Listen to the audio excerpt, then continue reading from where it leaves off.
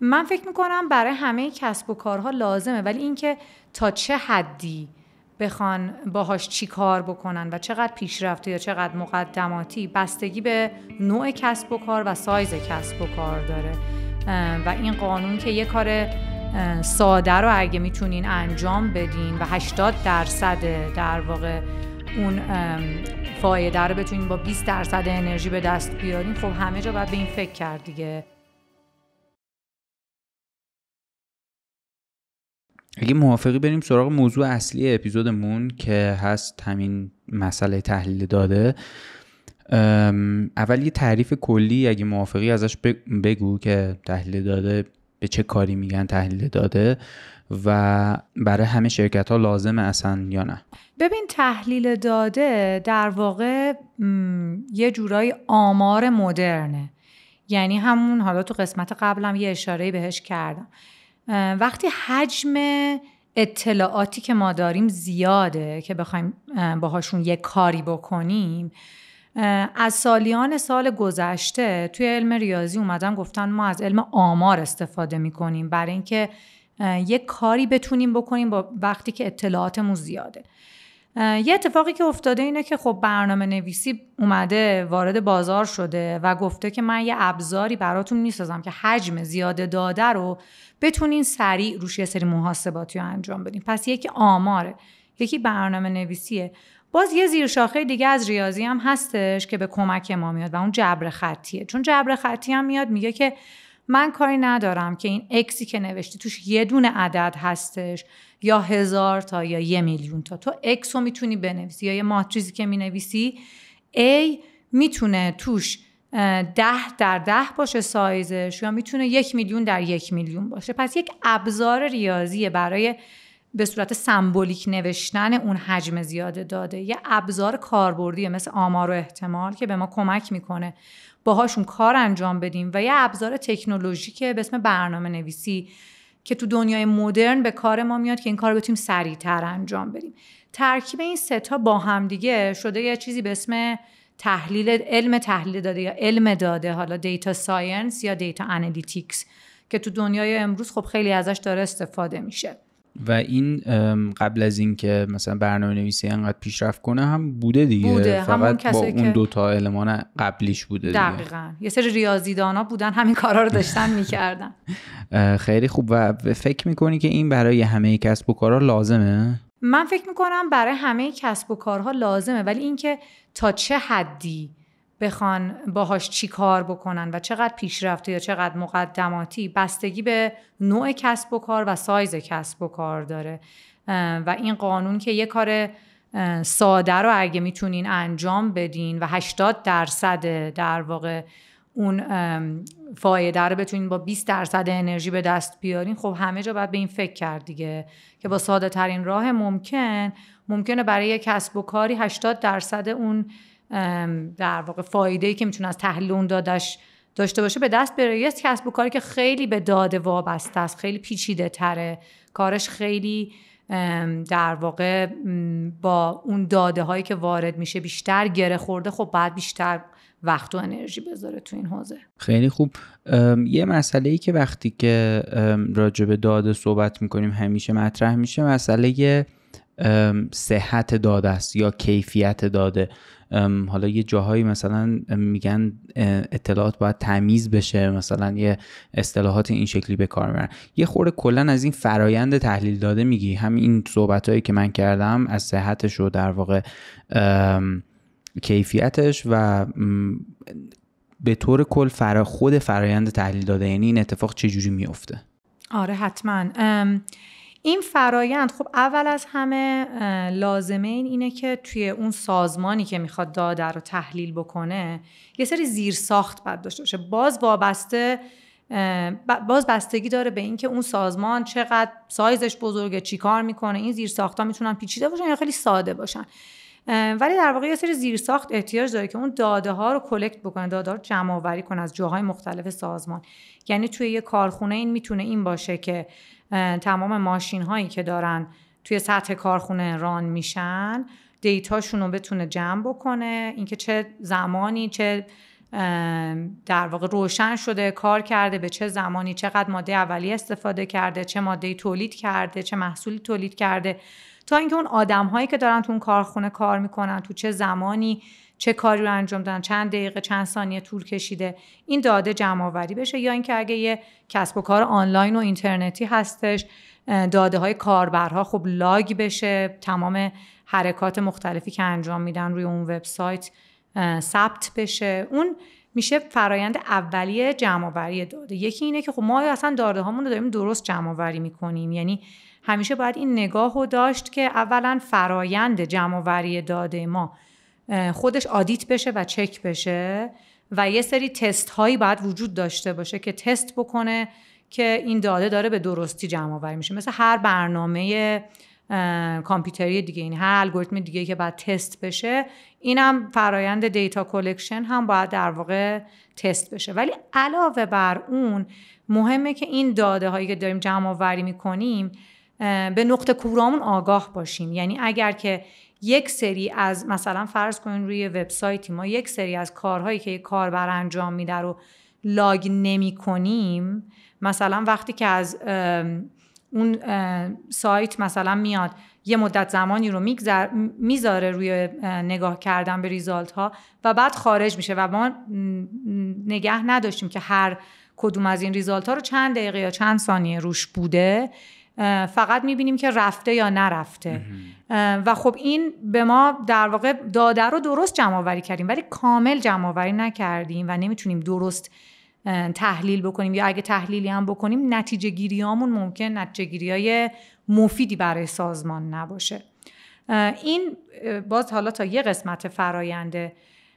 باز دوباره وقتی تمام داده ها رو فرض کنیم که جمع آوری کردیم، این که بتونیم باز صحتشون رو چک بکنیم یه مقدارش هم بعد تحلیل در میاد. یعنی ما داده ها رو جمع آوری میکنیم، مثلا فرض کنین داده های ما از طریق یه سری سنسور جمع آوری شده که روی یه محیطی پراکنده شدن و بعد میایم داده ها رو نگاه میکنیم و میبینیم که رنج داده‌ای که ما انتظار داشتیم بین 0 تا 10، ولی یه سری از داده های ما منفی شدن، یا یه سریشون مثلا هستن به جای 0 تا 10 مثلا 1000 یا 10,000 یا یه عددهایی هستش که منطقی نیستش. پس یه فرایند ترتمیز کردن دادم اونجا اتفاق میفته که بیایم ببینیم چرا، آیا واقعا یه اتفاق عجیبی افتاده که سنسور ما یه مقدار خیلی بالایی رو ثبت کرده، یا نه سنسور از کار افتاده و بعد اون از رده خارج کنیم، بتونیم تشخیص بدیم که کی باید اون سنسور در واقع تعمیر بشه یا اون دیتا رو به هر حال باید حذف بکنیم یا نگه داریم و براش معنا پیدا بکنیم.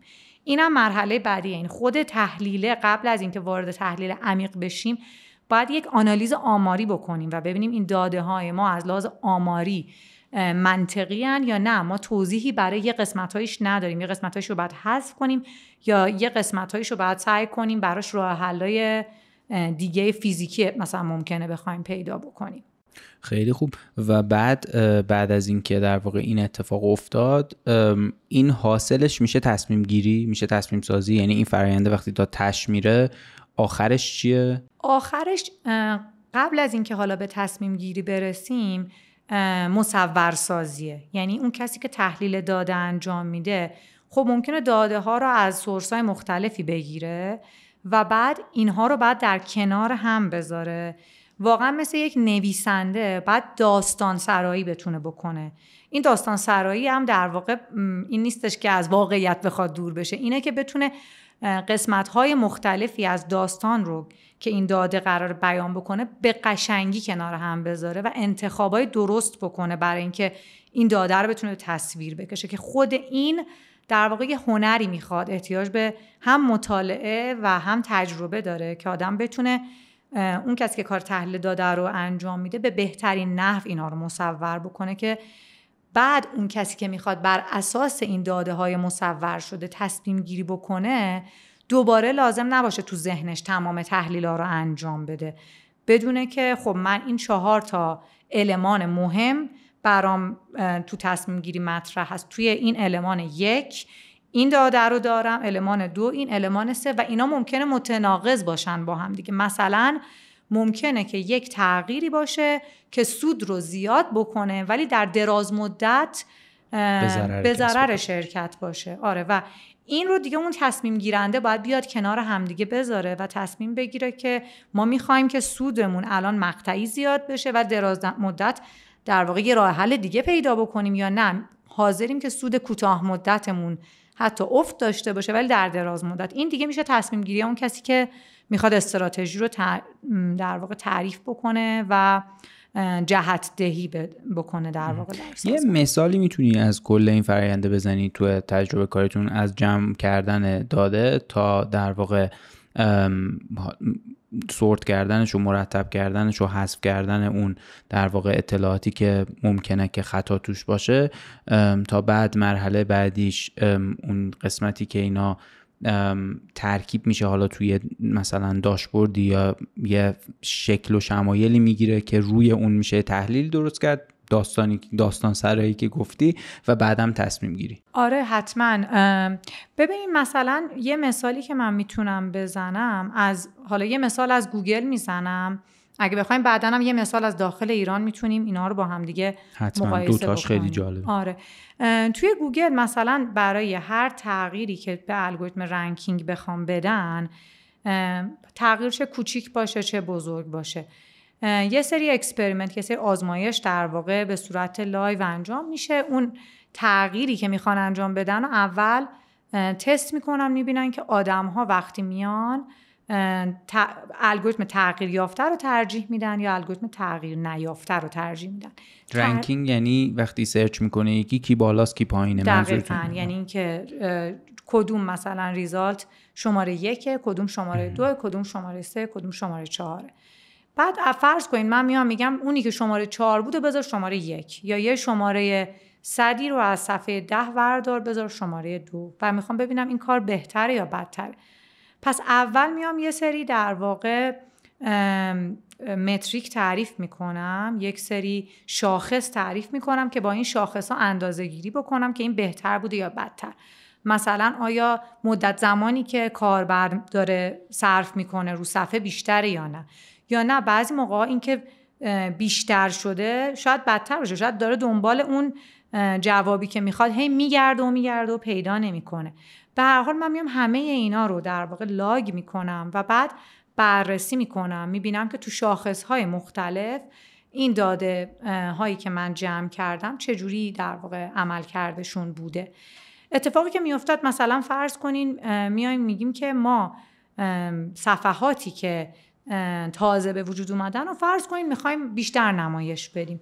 خب اینا رو بیشتر نمایش بدیم، شاید آدم‌هایی که دنبال خبر هستن خیلی بیشتر هم روش کلیک بکنن، ولی در عین حال اگر که از لحاظ کیفی داره افت میکنه، ما مثلا خبرهایی که صحتشون پایینه رو نشون میدیم، پس یه شاخص کیفیتمون افت میکنه، شاخص این که چقدر کاربرها دارن وقت صرف میکنن رو سایتی که برای همه وبسایت‌ها خیلی جذابه 100% رشد میکنه، و بعد اینا رو کنار همدیگه قرار میدادیم.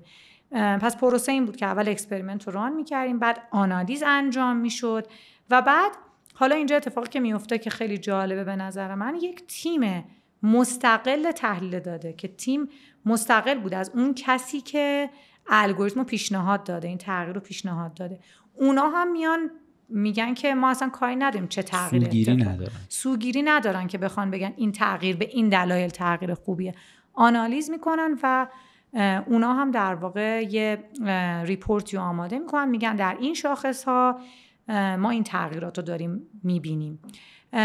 اتفاقی که بعدش میفته اینه که تمام در واقع تیم ارشد تصمیم گیرنده توی اتاق جمع میشن هفته یه بار و میان میگن که خب این تغییری که این تیم پیشنهاد داده توی مثلا شاخص 1 و شاخص 2 و شاخص 3 بهبود داره، تو شاخص 4 و شاخص 5 افت داشته، ما اینو میخوایم یا نمیخوایم، و راجعش بحث و گفتگو میشه، تصمیم گیری میشه، و بعد اگر که این در جهت استراتژی شرکت هست در واقع دیپلوی میشه و میره رو وبسایت و پیاده سازی میشه، یا خیر بعد تغییراتی بهش اعمال بشه و بعد دوباره همین پروسه رو از اول شروع بکنیم. تو داخلم یه مثالی ازش میزنی تو تجربیات ایرانه؟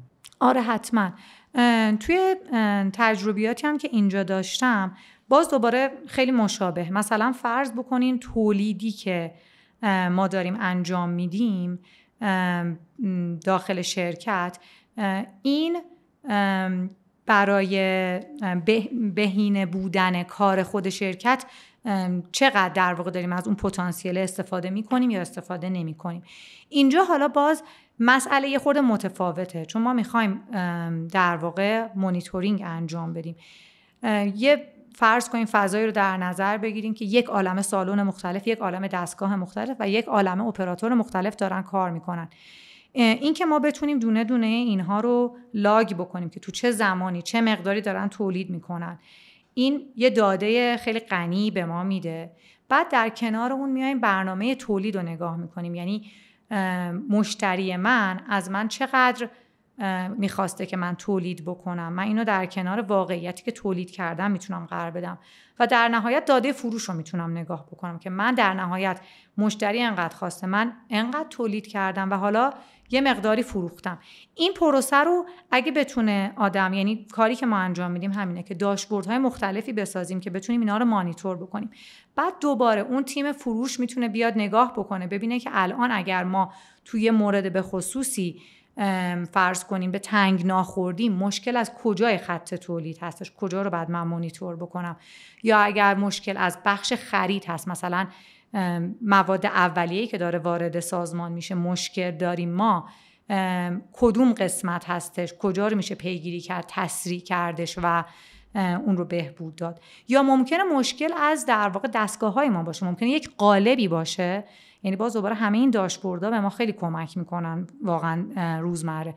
یه قالبی باشه که توی یه دستگاهی داره استفاده میشه و این قالب ایراد داره یا قدیمی شده یا احتیاج به تعمیر داره یا اصلا باید شاید تعویض بشه. شاید ما مدت زمان زیادی رو داریم صرف میکنیم برای تعمیر یه قالبی، واسه همین خط تو هم میخوابونیم، اون قالب رو در میاریم، دوباره تغییری بعد توش انجام میدیم، دوباره نصب میکنیم، ولی شاید بهینه است که کلاً اون قالب تعویض بشه. و تمام این مسائل در واقع با اون تحلیل اون داده ها و در این حال دور ریختن داده های غیر قابل اعتماد، یعنی تشخیص این که این داده از یه دستگاهی اومده بوده که خراب بوده یا سنسورش خراب بوده یا به اشتباه لاگ شده بوده و اون داده ها رو ترتمیز کنیم که بتونیم نتیجه‌گیری‌های دقیق تری بکنیم.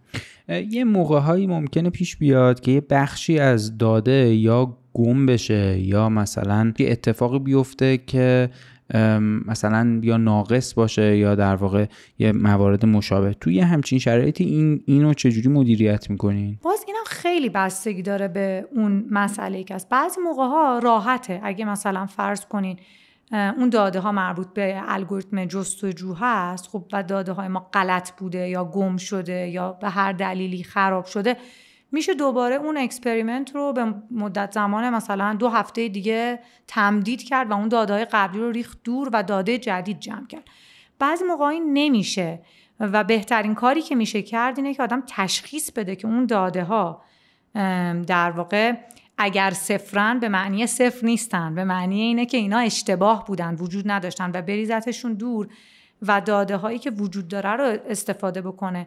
بعضی موقع‌ها کاری که میشه کرد اینه که تعمیم بده، یعنی الگوریتم هایی بنویسه که بتونه پیش بینی بکنه که با توجه به مثلا 75% 80% داده رو اگه من دارم، اون 20% گم شده، اگر من میتونم تا یه حد خوبی، احتمال خوبی میدونم که توزیع اون داده های گم شده شبیه توزیع این داده هایی هستش که گم نشده، شاید بتونم اونا رو پیش بینی بکنم.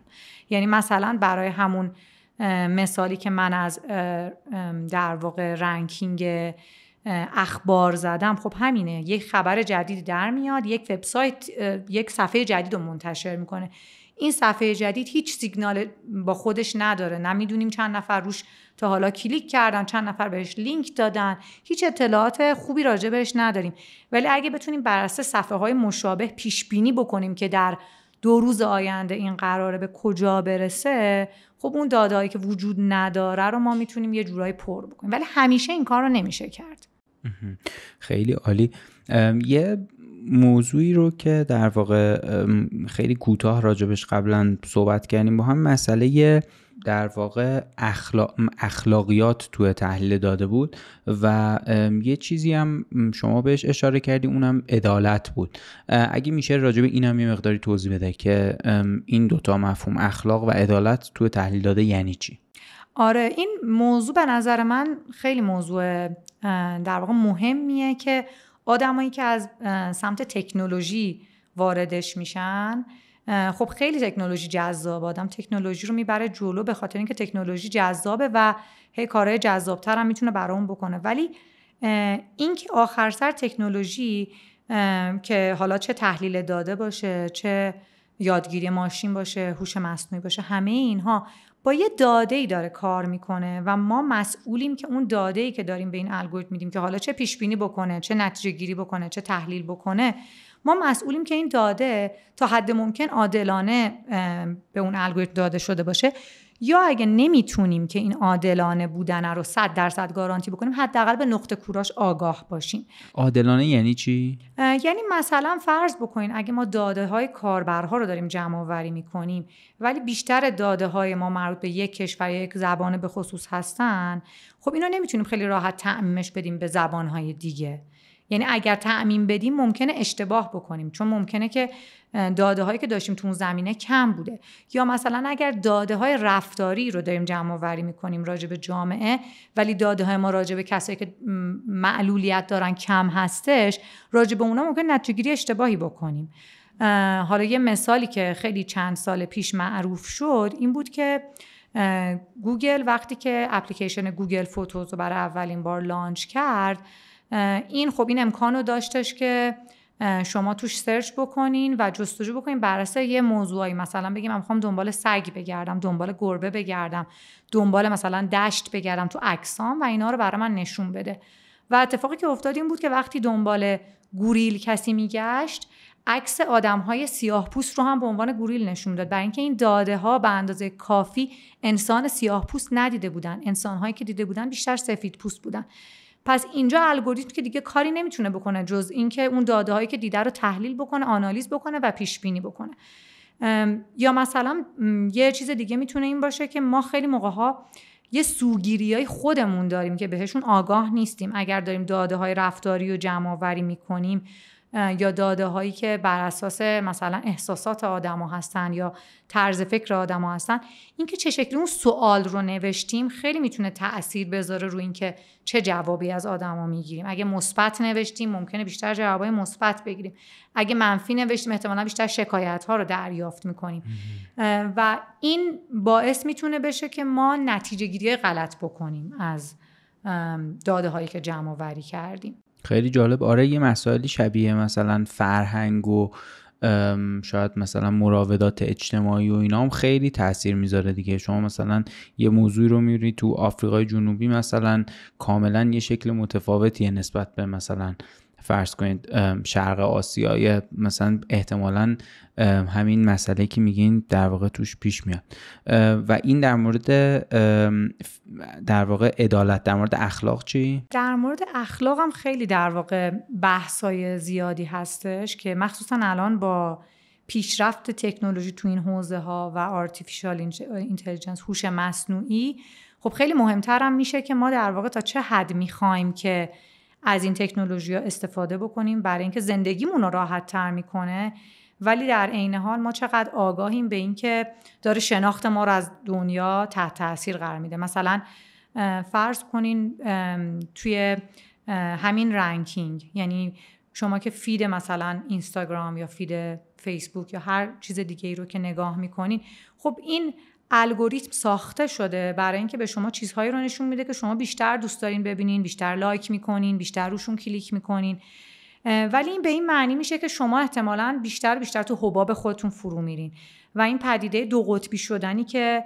حالا مخصوصا توی خیلی از جاهای دنیا توی در واقع صحنه‌های سیاسی اتفاق میفته، خیلی هم موقع به خاطر همین هستش که آدم‌ها بیشتر و بیشتر آدم‌های دور و بر خودشون مثل خودشون رو دارن میبینن و اون نظرات مخالفی که قبلا روزنامه رو برمی داشتن و میخوندن و دیگه نمیبینن و همش در واقع اون طرز فکری که داشتن داره تایید میشه و خب این میتونه خیلی تأثیرهای خیلی شدیدی داشته باشه دیگه، چون وقتی جوامع دو قطبی بشن در واقع اون خشونت نسبت به هم بیشتر میشه، درکشون در واقع اون درکی که نسبت به هم دیگه دارن قسمت‌های مختلف جامعه کمتر میشه و خصومت بیشتری بینشون به وجود میاد. واسه همین خیلی مهمه. یعنی من همیشه به عنوان کسی که خودم تو جنبه تکنولوژیشم، آدم براش جذابه که خب این شاخص رفت بالا، این شاخص رفت بالا، ولی بعد به این فکر کنه که من چجوری میتونم یه شاخصایی بذارم که مچ خودم رو بگیرم، چون همه آدم‌ها یه سوگیریایی دارن. این نیستش که هیچ کسی نیست که بتونه خیلی عادلانه و خیلی اخلاقی فکر بکنه و تصمیم بگیره، ولی بعد یه شاخصایی طراحی بشه موقع تحلیل داده، موقع ساختن مدل‌های پیش‌بینی که خود آدم بتونه، یعنی اون شاخص‌ها بتونن مچ آدمو بگیرن و بگن تو اینجا ضعف داری، تو توی عملکرد توی مثلا ملیت‌های دیگه مشکل داره این الگوریتم، یا توی عملکردش توی کشورهای دیگه مشکل داره، یا این الگوریتمی که تو داری توی اکثریت داده تو 80% داده تو خیلی خوب داره کار میکنه، ولی تو اون 10% 15% که خیلی بد داره کار میکنه، حالا متوسطاش هم کاری نداریم، اون 10% 15% یه نوع آدم‌ها، یه نوع کاربرهای خاصی هستن. پس تو داری به صورت ناخودآگاه بدون اینکه حتی خیلی موقع خود بخوای علیه اونها تبعیض قائل میشی. برای توی کشورهای شبیه، یعنی تو مثلا این مناطق شبیه آمریکای شمالی، اینا خیلی قانون داره، یا اروپا مثلا خیلی قانون داره روی یه همچین چیزایی؟ نه خیلی قانون داره، ولی در این حال خیلی هم مسائل سختیه، یعنی برای اونها هم کامل حل شده نیست، چون اصلا این قسمت تکنولوژی خیلی قسمت جدیدیه و خیلی سوال فلسفی و اخلاقی زیادی مطرحه. خیلی هنوز در واقع فضاییه که دانشمندا دارن تحقیق میکنن که بدونن که چه شکلی میتونن مهار کنن، نه اونجور که بخوایم تکنولوژی رو کلا متوقف کنیم، ولی به این نحو که بتونیم بیشترین استفاده رو ازش ببریم ولی کمترین آسیب هم در واقع به همون وارد بشه. متوجهم. یه مسئله‌ای که به نظرم حالا شاید اصلا خوب بود اول بحثمون رو با این شروع می‌کردیم، ولی الان میتونیم راجعش صحبت کنیم، مسئله پیاده سازی یه ساختار تحلیل داده است که یه خورده بحث استراتژیک تریه نسبت به این موضوعاتی که ما تا اینجا راجعش صحبت کردیم. یه مقداری از تجربه تو این حوزه هم میگی که اینو بالا به پایین میبینی، پایین به بالا میبینی، در واقع پیاده سازیشو توی اون تیکه‌ای که داره برنامه ریزی برای در واقع ایجاد همچین ساختاری میفته، چه چیزایی رو باید دید؟ یه خورده تو اون تیکه‌ای که یه خورده کلانتره و استراتژیک تره. آره حتما. این که در واقع چجوری سازمان تصمیم میگیره که تحلیل داده رو توی یه سازمانی پیاده سازی بکنه و اشاعه بده، خیلی بستگی به نوع سازمان داره، ولی چند مدل میتونه باشه. یکی میتونه یه حالت متمرکز باشه، یعنی یه تیم متمرکزی وجود داره که کارش اینه که داده های سازمان رو تحلیل بکنه و همه قسمت های دیگه سازمان مشتری های این تیم هستن و میان درخواستشون رو میدن، میگن داده ما رو تحلیل کن و نتیجهش رو به ما بده که ببینیم چه تصمیمی باید بگیریم. یه روش دیگهش که خیلی در واقع حالا بیشتر هم داره طرفدارش بیشتر میشه، همینجور که سازمان ها حجم داده‌هاشون بیشتر میشه، مدل کاملا غیر متمرکز هست که هر تیمی در واقع داده های خودش رو داره تحلیل میکنه. خب این یه خوبی که داره اینه که هر کسی تو همون حوزه‌ای که تخصص داره تحلیل انجام میده، ولی بدی که داره میتونه این باشه که کیفیت اون تحلیل بین قسمت‌های مختلف سازمان میتونه خیلی بالا پایین باشه و علاوه بر اون هم داده هایی که بین قسمت های مختلف سازمان، بین یک واحد و واحد دیگه باید با هم دیگه ترکیب بشه تا تحلیل بشه، اونا همیشه میمونن رو میز و هیچ کس مسئولیت اونا رو به عهده نمیگیره. یه روش سومی که وجود داره، علاوه اینکه کیفیتشون هم اونجایی که ترکیب میخوام بشن احتمالاً یکی نیست، حتی اگه کسی مسئولیتش هم به عهده بگیره ممکنه که با یه چیزی مواجه باشه که در واقع دو تا داده‌ایه که کیفیتش یکی نیست دیگه. و حتی بعضی موقع دو تا نتیجه متفاوت حتی، یعنی از دو تا دید دارن با دو تا کیفیت متفاوت و دو تا استاندارد متفاوت آنالیز انجام میدن و اصلا به دو تا جواب کاملا متفاوت دارن میرسن. در کنار این دو تا روش خب طبیعتا یه روش هیبریدی هم وجود داره که یه تیم مرکزی تحلیل داده باشه، ولی تیم‌های در واقع غیر متمرکز هم هر کدوم از واحدها داشته باشن که داده تخصصی خودشون که برای کار روزمرهشون هست خودشون تحلیل بکنن، ولی داده‌های کلان سازمان یا چیزهایی که بین واحدی هستش یا چیزهایی که مربوط به استراتژی و تصمیم‌گیری‌های کلان‌تر میشه، اون تیم متمرکز میاد و تحلیل میکنه به عنوان یک تیم در واقع خنثی بدون جهت و یک داوری میتونه اینجا باشه. و خیلی موقع هم اون تیم مرکزی مسئولیت ساختن اون زیر ساختا و نگهداری اونم به عهده میگیره که دانش هم توش متمرکز میمونه و از نظر مدیریت دانش هم میتونه در واقع بهتر عمل کنه نسبت به اینکه تیم‌ها جدا باشن. 100%. یعنی اون بحث آموزش تیم‌هایی که پراکنده هستن و نگهداری و تعریف هستن یه سری کیفیت‌هایی که باید ما اینا رو یه استانداردهایی داشته باشیم که یه سطح کیفیتی رو بتونیم حفظ بکنیم. خب اون میتونه تیم مرکزی خیلی نقش مهمی توی اون بازی میکنه.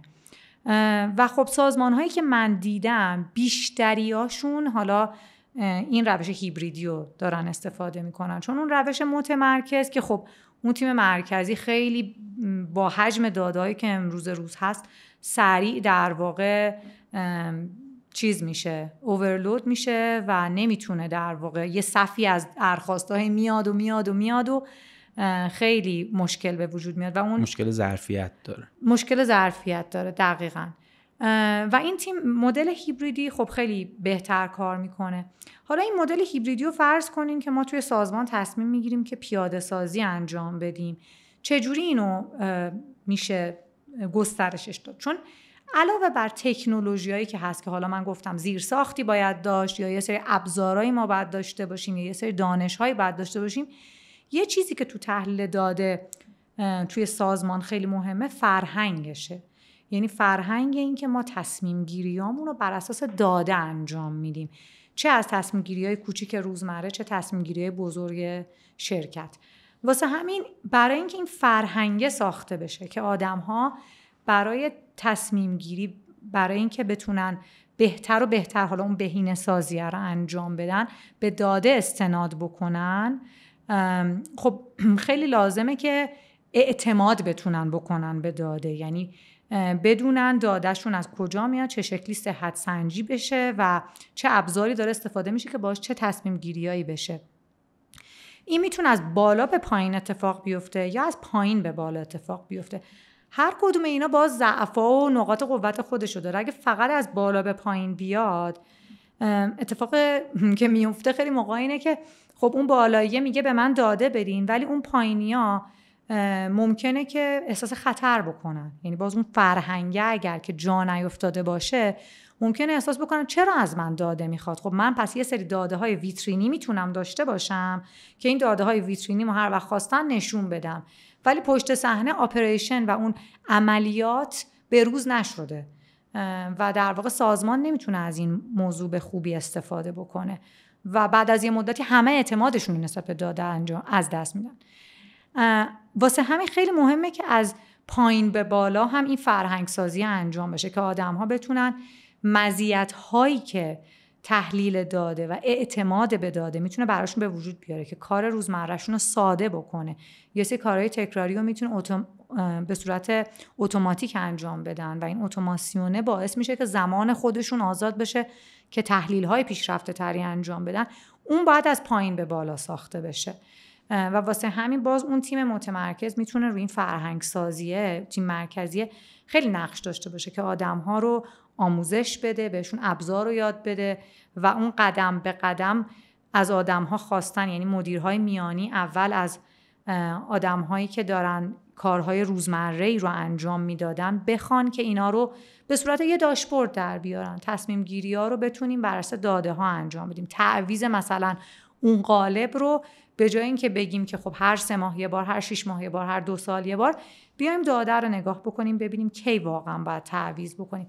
کم کم اون وقت اون فرهنگ از پایین به بالا هم رشد میکنه و اگر اون خواست بالا به پایین هم وجود داشته باشه این دوتا تلاش وسط راه به هم دیگه میرسن و میتونه برای سازمان مفید باشه. خیلی عالی. آره من یه چیزی که داشتم بهش فکر میکردم اینه که ممکنه که مخاطب ما در واقع یه تصویری از این داشته باشه که ما داریم راجع به یه سری موضوع خیلی پیچیده صحبت میکنیم. مثلا دیتایی که توی یه فروشگاه آنلاینی شبیه مثلا دیجیکالا وجود داره، خب عدد خیلی بزرگه تو همه جاهای مختلفش، هم در واقع ابزارهای خیلی پیچیده‌ای دارن برای اینکه بتونن داده رو جمع آوری کنن، همین که خب مثلا تصمیم گیری احتمالاً یه مقدار قابل توجهش بر اساس داده است. ولی من فکر کنم ما راجع به یه چیزهای خیلی ساده تری داریم صحبت میکنیم، مثالای خیلی در واقع عملیش که همه شرکت‌ها امروز دارن ازش استفاده میکنن احتمالاً نرم افزارهای مالیه. یعنی شما وقتی که تمام اطلاعات مالی، همه پرداخت‌ها، همه دریافت‌ها در واقع ثبت میشه و بر اساس اون مثلا گزارش‌های فصلی در میاد و صورت مالی‌ها در میاد و در واقع ترازنامه و صورت سود و زیان در میاد، این خودش یه مثال در واقع جمع‌آوری داده است و تحلیلی که روش اتفاق میفته که حالا فکر میکنم همه کسب و کارا دارنش. و مثلا توی کسب و کارا ممکنه که به یه نقطه‌ای برسن که برای بخشای دیگه شون بتونن اینا رو ایجاد بکنن. خیلی هم میتونه ساده اتفاق بیفته. حالا شما مثلا مثال یه قالب رو زدین که توی خط تولید این ممکنه بس نشه دادش به همه کسب و کارا، ولی مثلا اینکه سرویس های آیتی مثلا یه شرکتی مثلا فرض کنید یه پرینتری که یه وقتایی شما اگه نگاه کنید 2 برابر قیمت خودش خرج سرویسش شده، مثلا این وقتی اطلاعاتش ثبت میشه میتونه به در واقع اون واحد آیتی، حالا این یه مثال خیلی خیلی ابتداییه دیگه، به اون مثلا واحد در واقع پشتیبانی آیتی این چیزو بده که این در واقع دیدو بده که خب این پرینتر بعد از خط خارج شه، یه دونه دیگه بذارین جاش دیگه. دقیقاً. آره. یا حتی منابع انسانی، به هر حال همه آره. شرکت‌ها آره اینو دارن که منابع انسانی که دارن چه شکلی مدیریت بکنن و آدم‌هایی که اونجا کار میکنن چه شکلی بهشون انگیزه بدن، یا حالا اگر که یک کاری انجام میشه توی شرکت که مثلا فرض کنین به عنوان یک بنفیتی هستش که اون شرکت داره به کارکنانش میده، چقدر اثر داره. یعنی خود تحلیل کردن این خیلی ارزشمنده. یا اینکه کارکنان شرکت چقدر راضی بودن از محیط کاری، چقدر ناراضی بودن از محیط کاری، چرا راضی بودن، ناراضی بودن، تیم منابع انسانی چه تغییراتی میتونه به وجود بیاره برای در واقع اون نارضایتی یا برای پروسه های جذب یا پروسه در واقع خروج. همه اینا داده هاش اگه ثبت بشه خیلی داده های جذابی هستش، آنالیز میتونی. همه شرکت ها به هر حال منابع انسانی رو باهاش دارن دیگه. آره، واسه همین اگه همه اینا تحلیل بشه خب میتونه خیلی منابع انسانی خیلی بهتر و بهینه‌تر در واقع تو اون شرکت اتفاق بیفته و مدیریتش بهتر باشه. یه مثالی زدین که در مورد هوش مصنوعی و تفاوت هوش مصنوعی و تحلیل داده که من در واقع تو ذهنم نبود که این ممکنه که یه همچین چالشی وجود داشته باشه. حالا چون شما تو این در واقع حوزه داری کار میکنی، یه همچین مسئله‌ای رو مطرح کردی که یه موقع‌های اینا با هم در واقع اشتباه گرفته میشه. میخوام راجع به اینم یه مقداری توضیح بدن. آره حتما. این اتفاقی که خب الان افتاده به خاطر اینکه هوش مصنوعی الان خیلی به سرعت داره رشد میکنه و خیلی داغه و هر روز خب واقعا هر چند ماه یه بار توانایی‌هاش خیلی بیشتر و بیشتر میشه. خیلی از سازمان‌ها به این فکر میافتن که خب پس ما در واقع اون چوب جادویی که احتیاج داشتیم تا الان که نمیدونستیم هوش مصنوعی اگه بیاریم همه مشکلات ما حل میشه. ولی واقعیتش اینه که خب هوش مصنوعی رو نمیشه به عنوان یه پکیج دید، باید در واقع اینو توی یه طیفی دید و اون طیف اینه که شما اول باید مطمئن، همون چیزی که صحبتمون رو باهاش شروع کردیم، که داده هاتون داره آیا درست جمع آوری میشه، حالا داده هاتون آیا دارین درست تحلیل میکنین. تو مرحله بعد همون یادگیری ماشینه، آیا میتونین اصلا از داده هاتون استفاده بکنین که یه چیزی رو پیش بینی بکنین که ندارید. و بعد از اون خب هوش مصنوعی خیلی احتیاج به باز در واقع منابع محاسباتی زیادی داره برای اینکه ما بتونیم توی یه شرکتی ازش استفاده بکنیم. آیا اصلا میصرفه که ما بیایم یه سری الگوریتم‌های هوش مصنوعی خودمون بنویسیم که از داده هایی که داریم یک چنین استفاده‌ای بکنیم، یا اصلا اون قدم اول و اون فرهنگ استفاده از داده و اعتماد به داده رو ما نداریم تو شرکت. خیلی از موقع ها من میبینم خیلی از مدیرا وقتی، یعنی به خاطر اون ترسی که هوش مصنوعی تو همه به وجود آورده که نکنه ما از قافله عقب بیفتیم، خیلی سریع این مراحل رو میخوان در واقع از روش بپرن و یک سره برن سراغ هوش مصنوعی، بگم به عنوان یک چوب جادو. ولی این اتفاق نمیتونه و خیلی موقع اصلا لازم نیست. یعنی باز اون قانون 80-20 که حالا همیشه میگن 80% نتیجه رو با 20% کار میشه به دست آورد، خیلی از مواقع اون سازمان واقعا با همون داده هایی که داره اگه فقط نمایش بده به صورت یک داشبورد، میتونه 80% اون مسیری که میخواد و بره. و حالا اگر ما بیایم مثلا فرض کنیم اون منابع محاسباتی که احتیاج داره برای اینکه ما اون 20% اضافه رو بدیم 10 برابر 100 برابر هست، آیا میارزه که ما اون 20% گین رو به دست بیاریم یا نه؟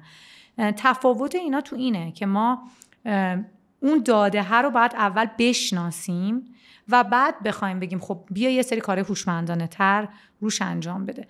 یه چیز دیگه هم میتونه این باشه که ما بگیم که از هوش مصنوعی به عنوان یک ابزار فقط استفاده میکنیم برای اینکه یه سری کارها رو باز اتوماسیونش رو راحت تر بکنیم. این به نظر من خب تو لول شخصی، مثلا فرض کنین من اگر که میخوام یه سری اسلاید درست بکنم، میتونم بیام به چت جی پی تی بگم میشه به من یه آوتلاین بدی، سرفصلا رو به من بده، من میخوام راجع به این موضوع برای این آدمو صحبت بکنم، یه سری سرفصل به من بده و بعد من بیام خب یه تمپلیتی از چت جی پی تی میگیرم و بعد روی این کار میکنم. یا مثلا هوش مصنوعی میتونه برای من یه سری گرافیکای خیلی قشنگی که حالا بعد میگشتم تو اینترنت پیدا بکنم و خیلی سریعتر آماده بکنه و به من بده. ولی در نهایت اون میشه استفاده ابزاری، نه استفاده سازمانی. یعنی یک کس میتونه با استفاده از حالا اون پرامپت هایی که به چت جی پی تی یا جمینا یا ابزار مشابه میده کار خودش رو ساده بکنه، مثلا اکسل که آدم میتونه استفاده بکنه. ولی اینکه به عنوان یک سازمان ما آیا میخوایم هوش مصنوعی رو داشته باشیم، الگوریتماشو پیاده سازی بکنیم، من فکر می‌کنم یه جورایی حداقل تو ایران یه چیزیه که آدم‌ها خیلی به خاطر ترس میافتن تو اون تله که ما یه سره این تمام این قدم‌ها رو از بیخیال بشیم بپریم سر هوش مصنوعی و همه مشکلاتمون رو حل کنیم. و این تمایزه رو خیلی مهمه که بهش آگاه باشیم. خیلی خوب. من روی موضوع هوش مصنوعی دیگه مسئله ندارم، یعنی در واقع سوالی ندارم. اگر که روی این حوزه فکر میکنین که موضوع دیگه ای هست که دوست دارین اضافه کنی بگو، بعد اگه نه من میخوام برم روی موضوع نوآوری. نه فکر میکنم که تمام جوانب رو صحبت کردیم. خیلی خوب. ما یه موضوعی که توی این فصل در واقع از همه مهمونامون داریم میپرسیم مسئله نوآوریه. اون هم در واقع با این ساختار که فکر میکنین ایران امروز توی این شرایطی که در واقع الان داره به لحاظ نوآوری کجاست و آینده نوآوری با توجه باز دوباره به شرایط امروز ایران تو کدوم جهته؟ که این البته استنباط شماست دیگه، یعنی فکر میکنی که در چه وضعیتیه؟ نوآوری من اینو تو چند سطح میبینم. یعنی فکر میکنم که نوآوری میتونه این باشه که هر کسی برای انجام دادن اون کاری که داره انجام میده اگه همون کار رو تکرار نکنه، فکر کنم من چه شکلی میتونم این کار رو بهتر انجام بدم، احتیاج به یک نوآوری داره. و اون نوآوریه رو من فکر میکنم که یه مقدار زیادی وابسته به این هست که آدما چقدر شور و شوق دارن، چقدر امید دارن که احساس کنم من میخوام انرژی بذارم برای کاری که انجام میدم که دوش بهتر و بهتر بشن. من نمیتونم خیلی به صورت کلی بگم که تو ایران این اوضاعش چطوره. فکر کنم یه جاهای خب خیلی توی سالهای اخیر صدمه خورده، اون امید و روحیه مثبتی که آدم‌ها داشتن خیلی صدمه خورده، ولی یه جاهایی هم هستش که خیلی رشد داشته. یعنی باز هم من حالا این شانس رو داشتم با آدم‌هایی در واقع سر و کار داشتم که این امیده توشون خیلی زنده است و خیلی دوست دارن که هر روز بهتر از دیروزشون باشن. تو این سطح من فکر میکنم نوآوری خیلی خوبه و هر کسی در واقع به سهم خودش میتونه فاعل باشه و یه تغییری به وجود بیاره که به صورت آنی هم خودش در واقع ازش در واقع استفاده میتونه بکنه، حداقل برای حال خوب خودش. در سطح سازمانی متفاوته. در سطح سازمانی اینه که فکر بکنه یه سازمان که چه شکلی میتونه فرهنگ نوآوری رو پرورش بده و تشویق بکنه. و بعضی موقع‌ها آدم‌ها فکر میکنن برای اینکه این نوآوری اتفاق بیفته باید خیلی، من الان دارم فکر میکنم دیسراپتیو یا یه در واقع خیلی ما یک تغییر خیلی بزرگی باید به وجود بیاریم برای اینکه نوآور باشیم. این کار خیلی سخته فرموله کردنش برای یه سازمان یا برای یه اکوسیستم یا برای فرض کنین حتی یه صنعت. اتفاق میفته، فرموله کردنش سخته و پیش بینی کردنش هم خیلی موقع‌ها سخته. ولی توی خود سازمان اون نوآوری نوع اولی که من گفتم و باز راحت‌تر میشه نهادینه کرد. یعنی اگر که باز فرهنگ سازی در سازمان جوری اتفاق بیفته که اون تلاش آدم‌ها برای بهبود و برای عالی بودن و برای بهتر کردن کار خودشون هر روز بهتر از دیروز باشه و تشویق بشه و دیده باشه این در واقع تلاش‌های نوآورانه، خب خیلی میتونه سازمانو پویاتر بکنه. من یه مثالی، یه کتابی میخوندم که میزد، خیلی جالب بود برام. این که یه کارمندی اومده بود گفته بود که من کیبوردی که دارم اون قسمت عدداشو میام ریپروگرام میکنم و اون کارهای حالا روتین روزمره‌ای که دارم و میذارم مثلا شماره 1 این کارو بکنه، شماره 2 این کارو بکنه، شماره 3 این کارو بکنه و این خب خیلی راندمان کاری رو برده بود بالا. یه نوآوری خیلی کوچیکه، ولی اگر که وقتی سازمان میاد اونو میبینه،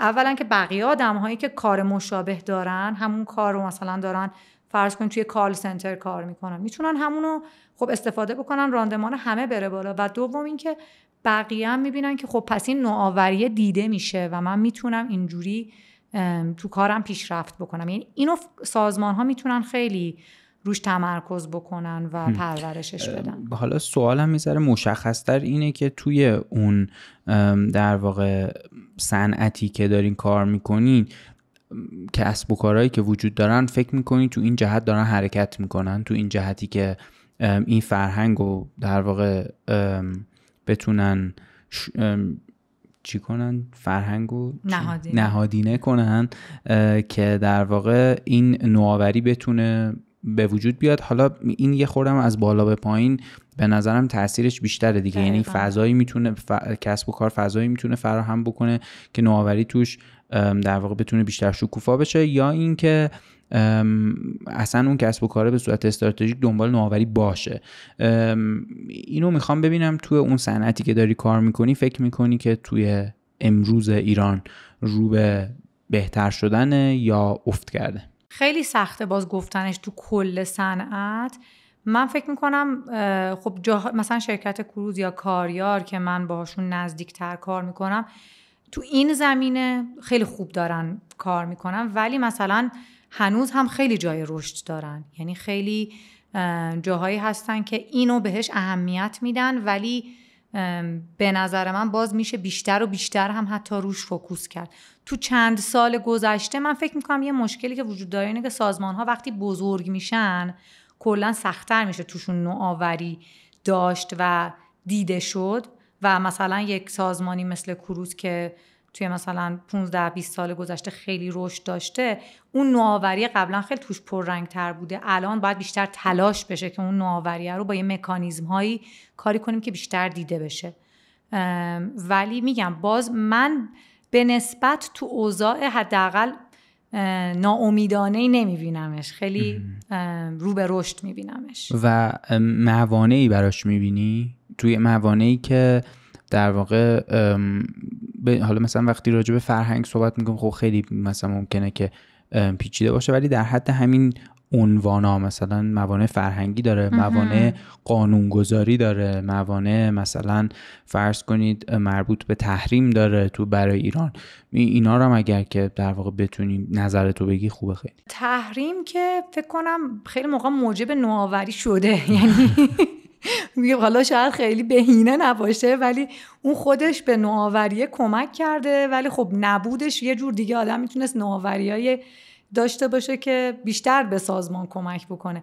ولی موانع فرهنگی چرا؟ من فکر می‌کنم بزرگترین چالش موانع فرهنگی و در واقع بعضی موقع‌ها رولای سنتی که آدم‌ها نقشای سنتی که دارن، که ما به هر حال تو فرهنگمون این هستش که به یه کسی که سنش بیشتره احترام میذاریم، یا مثلا تفاوت بین مرد و زن تو فضای کاری، اینا چیزایی هست که تو فرهنگ ما هستش. این احتراما خیلی خوبه، ولی در عین حال وقتی ما میخوایم یه چیزی رو بشکنیم، بعضی موقع‌ها این چیزاست که دست و پای ما رو میبنده. یعنی اگه اون کسی که خیلی مدت زمان زیادی توی یه کار بوده، خب تو اون کار خیلی متخصصه، ولی یه آدم جوونی که میاد و میخواد تغییر به وجود بیاره، به خاطر اون ملاحظات فرهنگی خیلی موقع سختشه که بیان کنه که ما این کار رو میتونیم به صورت متفاوتی انجام بدیم، یا اون تغییر شاید شنیده شدنش سخته خیلی هم موقع. و این فکر کنم واقعا تو در واقع جامعه ما به صورت فراگیر هستش. حالا جاهایی که یه مقداری جوونترن کمتر این مشکل رو دارن، جاهایی که به هر حال عمر سازمان یه خورده بیشتر این مشکل رو دارن و سنتی تر. آره. خیلی عالی. من در واقع موضوع دیگه ای ندارم، ولی اگر که کلا مسئله‌ای هست که دوست دارین راجبش صحبت کنین، چه مرتبط با در واقع تحلیل داده، چه نامرتبط با تحلیل داده، چه مرتبط با نوآوری، چه راجب در واقع همه موضوعاتی که راجبش حرف زدیم، بفرمایید. مرسی، ممنون که دعوت کردین، خیلی خوشحال شدم و امیدوارم که برای شنونده هاتون مفید باشه و خیلی دوست دارم بشنوم که در واقع بقیه کسایی که ازشون این سوال نوآوری رو میپرسین چه جوابی میدن، چون که فکر میکنم اون امید توی جامعه و حالا اینکه آدم ها چقدر تلاش میکنن خیلی الان در شرایط حساسی هستش و اگر که بشه این رو به رشد و بهبود باشه، خب خیلی شرایط میتونه قشنگتر و پویاتر باشه. واسه همین دوست دارم نقطه نظرهای مختلفم بشنوم و خیلی خوشحال شدم که امروز با هم صحبت کردیم. منم خیلی خوشحال شدم. درست میگی، این بخش نوآوری برای خود ما هم خیلی هیجان انگیزه و در واقع ما تلاش هم کردیم توی این فصل که تنوع مهمونامون از صنایع مختلف زیاد باشه، که حالا این لزوما هم چون راجع به تحلیل دادم امروز صحبت کردیم نمیتونه یه اطلاعاتی بده مثلا با 12-13 تا مهمونی که ما توی فصل دعوت میکنیم که قابل اتکا باشه، حال مخصوصا وقتی تنوعش زیاده. ولی موضوع رو حداقل به لحاظ کیفی از نظر یه سری آدمی که هم تجربه دارن هم تاثیرگذارن روی کسب و کار ایران، حداقل به لحاظ کیفی بتونیم یه نگاهی بهش کرده باشیم. و دغدغه امروز خودمون هم هست، به علاوه این که من فکر میکنم حالا چون در واقع از کسب و کارهای سنتی صحبت کردیم، از کسب و کارهایی که یه مقداری بیشتر تو فضای نوآوری وجود دارن، من فکر میکنم که یه مقداری هم در واقع تحلیل آدم ها به این برمیگرده که الان تو اون شرایطی که دارن کار میکنن کجا هستن. چون کسب و کارهایی که سنتی ترن یه مقداری فضای نوآوری براشون بیشتر فراهمه به نظرم نسبت به کسب و کارهایی که بیس تکنولوژیک دارن. اونا ممکنه که دست و بالشون بیشتر بسته باشه امروز به خاطر همون مسائل امیدی که شما گفتین و این البته در واقع یه فکری پیش‌فرضیه که من دارم، خودم دنبال اینم که بتونم جواب این سواله رو بهتر بگیرم. ولی خیلی عالی، منم خیلی خوشحال شدم که با هم گپ زدیم. امیدوارم که یه فرصت دیگه‌ای دوباره با هم بشینیم راجع به موضوع دیگه با هم حرف بزنیم. خیلی خلاصه لذت بخش بود. ممنون، خیلی خوشحال شدم. قربانت، منم همینطور. فعلا خداحافظ.